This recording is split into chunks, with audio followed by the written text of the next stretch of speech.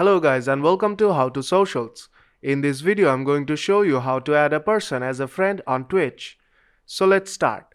First open the Twitch app.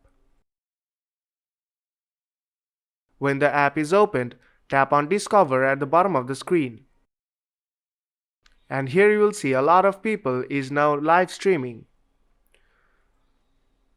Now look for the live stream with a low quantity of viewers.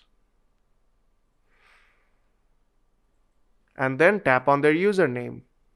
It will take you to their profile. Now tap on follow to follow them. Then you will see a 3 dots on top right corner. Now tap on that 3 dots.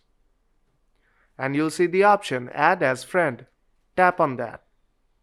And a friend request will be sent to that person. And that is how you can add a person as a friend on Twitch.